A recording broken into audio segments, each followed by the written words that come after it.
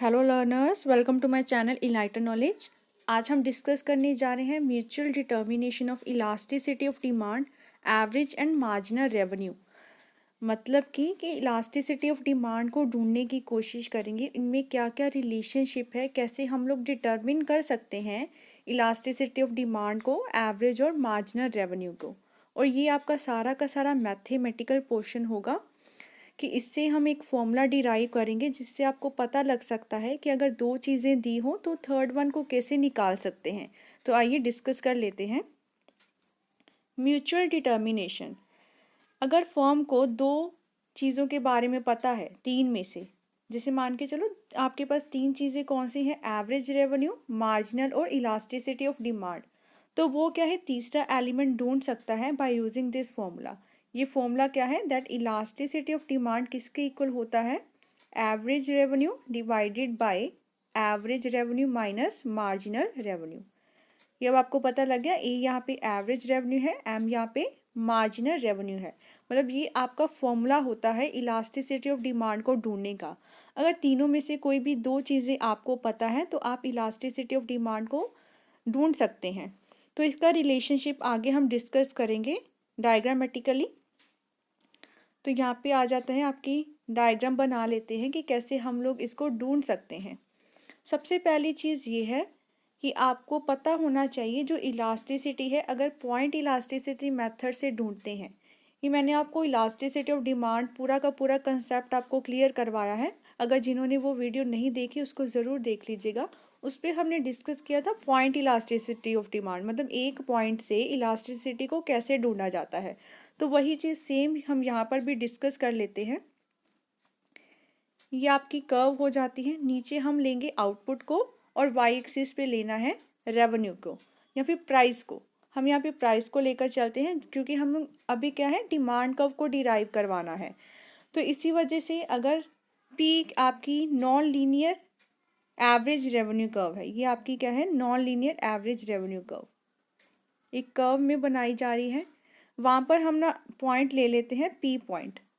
तो इलास्टिसिटी को ढूंढने के लिए हम क्या करते थे, मतलब इन एक्स एक्सिस से और वाई एक्सिस को ज्वाइन करवा देते, एक लाइन ड्रॉ करवा के, थोड़ी सी अलग से बन गई यहाँ पर।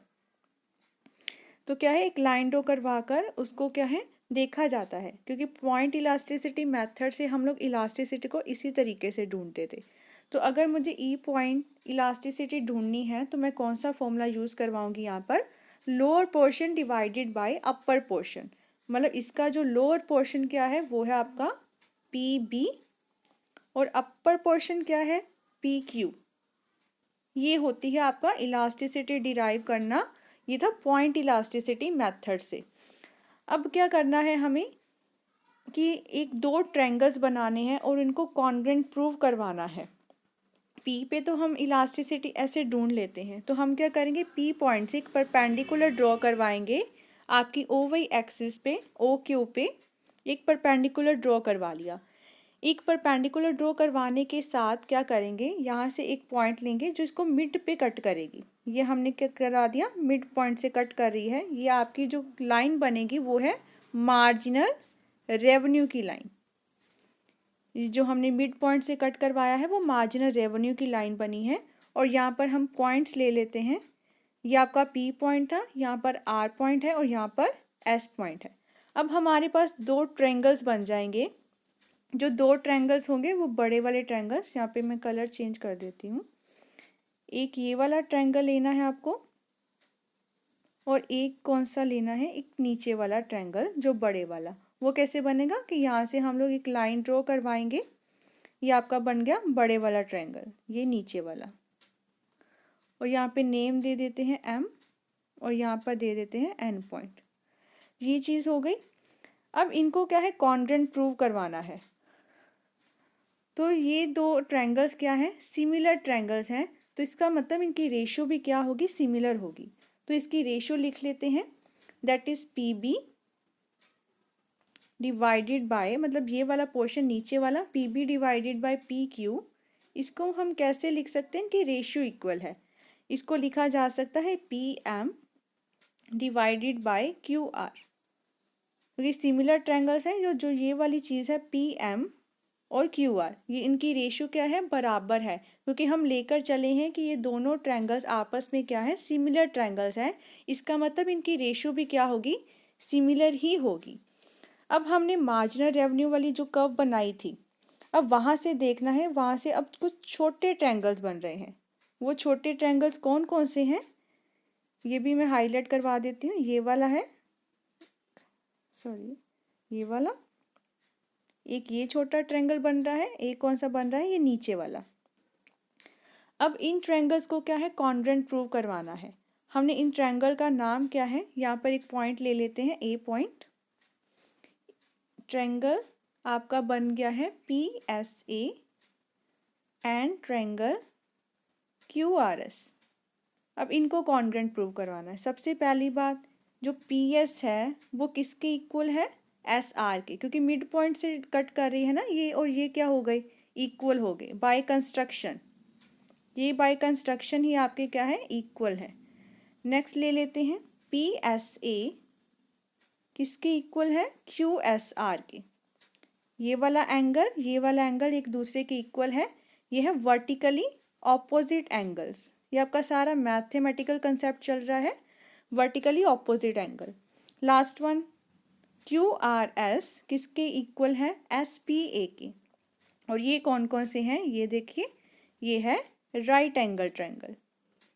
ये बन गया आपके राइट एंगल्स। तो इसका मतलब हमने प्रूव करवा दिया कि ट्रायंगल पी एस से कॉन्ग्रुएंट है क्यू आर एस के।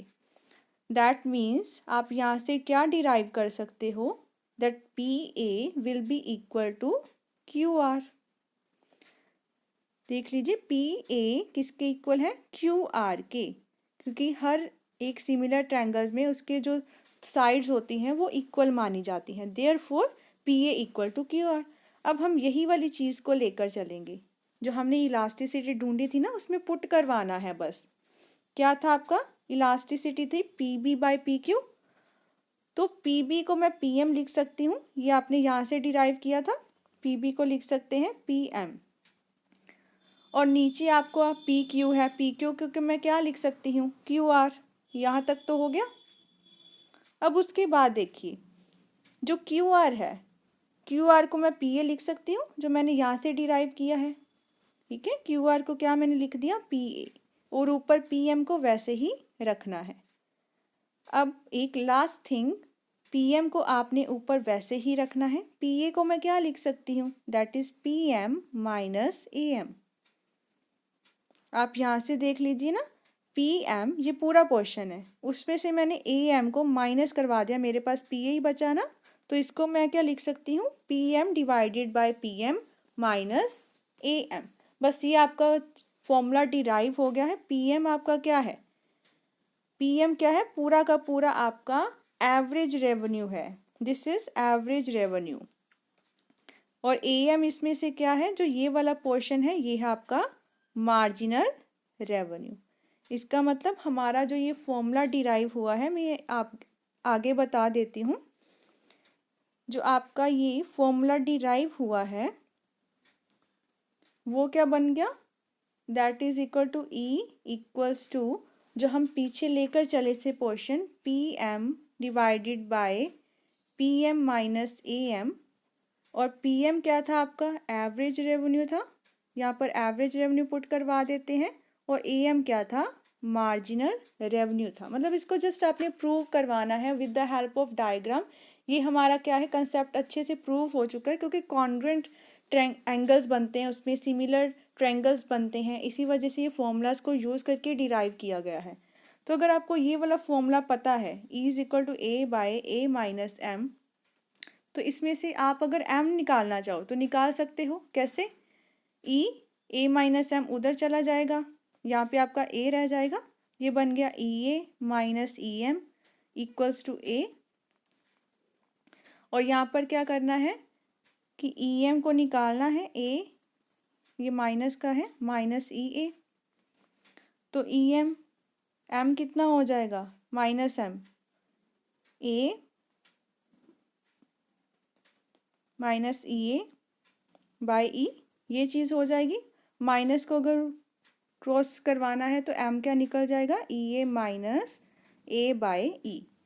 मतलब इस फॉर्मूला से क्या डिराइव कर सकते हो, अगर कुछ भी ढूंढना है मार्जिनल रेवेन्यू कर सकते हो, अगर ए ढूंढना है तो ए भी आप लोग निकाल सकते हो, ए आ जाएगा E M divided by E minus one.